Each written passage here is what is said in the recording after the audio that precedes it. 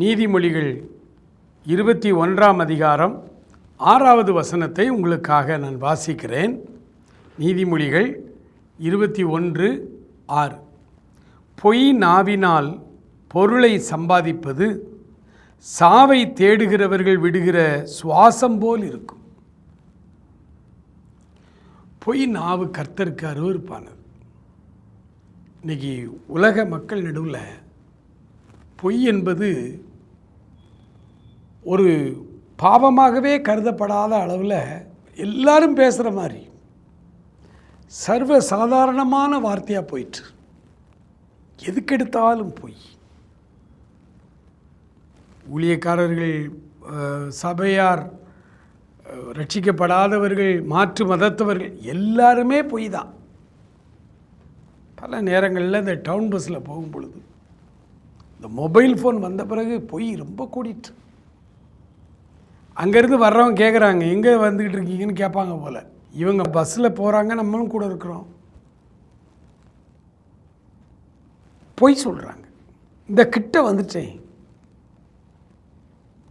ஜங்ஷனில் வெயிட் பண்ணுறாரு அப்படின்னா இவங்க அப்போ தான் பாளையங்கோட்டை மார்க்கெட்டை தாண்டி டவுன் பஸ்ஸில் வந்துக்கிட்டு இருக்காங்க.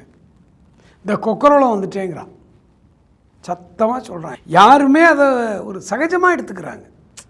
இதெல்லாம் சகஜம்தான், இதில் என்ன இருக்குது, சரியான இடத்த சொன்னான்னு. சில வருடங்களுக்கு முன்பு நடந்த ஒரு சம்பவம். ஒரு தேவ ஊழியக்காரர் ஒருவர் பாளையங்கோட்டை பஸ் ஸ்டாண்டை நோக்கி நடந்து வந்து கொண்டிருக்கிறார். அப்போ விஓசி கிரவுண்டை தாண்டி தான் வரணும். தாண்டி வரும்பொழுது அவருக்கு ஒரு ஃபோன் வருது. ஃபோனை எடுக்கிறாரு. அவருக்கு தெரிந்த ஒரு நபர், வேறு ஊரில் உள்ளவர். அவர் ஒரு ஃபோன் அடிச்சு, பாஸ்டர் எங்கே இருக்கிறீங்க, எங்கே இருக்கிறீங்கன்னு கேட்குறாரு. ஆனால் இந்த போதகர் அல்லது இந்த ஊழியர் எனக்கு தெரிந்த ஒரு பிரதர் தான், உண்மையை தான் பேசுவார், பொய்யே பேச மாட்டார்.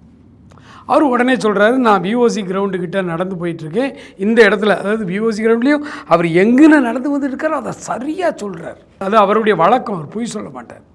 சொன்ன உடனே கொஞ்சம் பின்னாடி திரும்பி பாருங்கன்னு கேட்குறார்.